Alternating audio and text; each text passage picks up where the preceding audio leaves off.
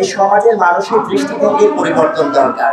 মানুষের আমাদের প্রতি আরো সহনশীলতা দরকার, আমাদের প্রতি আরো শ্রদ্ধা দরকার। আমাদের জায়গা থেকে আমরা সব সময় চেষ্টা করছি এখন বর্তমানে ভালো কাজ করার, ভালোভাবে মানুষের সাথে মেশার। তো আপনাদের সহযোগিতাটুকু আমাদের প্রয়োজন।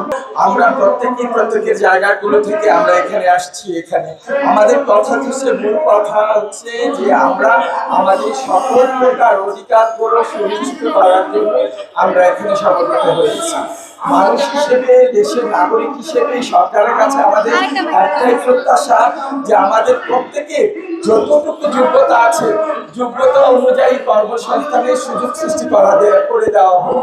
আমাদের এক বোন বলে গেছে, বিভিন্ন রকমের সুযোগ সৃষ্টির কথা বলে গেছে। পাশাপাশি আমরা আরো সুযোগ সৃষ্টি চাই, যেখানে দেখা যায় যে আমরা স্বাস্থ্য সেবা থেকে বঞ্চিত হই, আইনি সহায়তা থেকে বঞ্চিত হই, পরিবার থেকে বঞ্চিত হয়ে যায়, পরিবারের সম্পত্তি থেকে আমরা বঞ্চিত হয়ে যাই।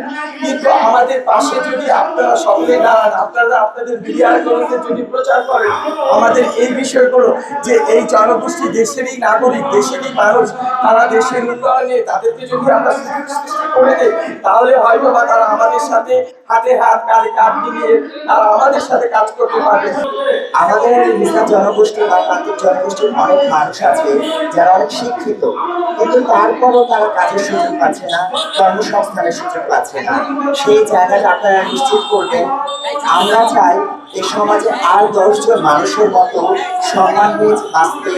আমাদের যে অধিকার আছে সেই অধিকারগুলো আমাদের নিশ্চিত করা হোক। আমরা ভালোবাসার সঙ্গে বাঁচতে চাই, সম্মান নিয়ে বাঁচতে চাই, এবং আমাদেরকে কাজের সুযোগ দেওয়া হোক। আমরা অনেকে কাজ করতে চাই, কিন্তু সেই কাজের সুযোগ থেকে আমরা সব সময় বঞ্চিত হচ্ছি। কেন বঞ্চিত হচ্ছি? আমরাও তো এই সমাজের একটা অংশ, তারপরেও কেন আমাদেরকে এত পিছিয়ে থাকা, মানে এত পিছিয়ে রাখছে? এই সমাজের মানুষের দৃষ্টিভঙ্গির পরিবর্তন দরকার। মানুষের আমাদের প্রতি আরো সহনশীলতা দরকার, আমাদের প্রতি আরো শ্রদ্ধা দরকার। আমাদের জায়গা থেকে আমরা সব সময় চেষ্টা করছি এখন বর্তমানে ভালো কাজ করার, ভালোভাবে মানুষের সাথে মেশার। তো আপনাদের সহযোগিতাটুকু আমাদের প্রয়োজন, এবং আমাদেরকে মূল্যায়ন করুন।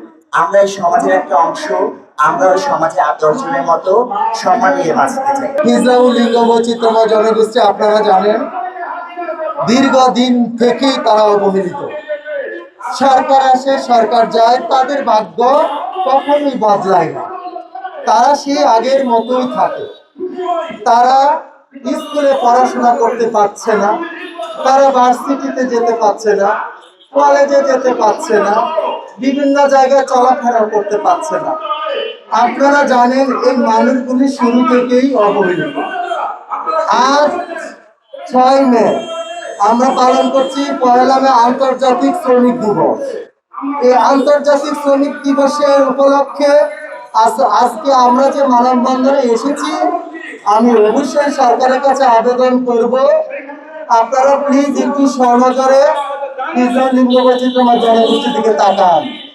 তাকিয়ে তাদের দুঃখগুলো দেখুন, তাদের দুর্দশাগুলো দেখুন। একটা মানুষ যখন ফ্যামিলি থেকে বেরিয়ে যায়, তার চলার কোনো রাস্তা থাকে না। একটা মানুষ যখন ফ্যামিলি থেকে বের করে দেয়, তার চলার কোনো রাস্তা থাকে না। তারা একসময় দুঃখে পিসাদের দ্বারা দুয়ারে গিয়ে তারা জীবন জীবিকা অর্জন করে চলে।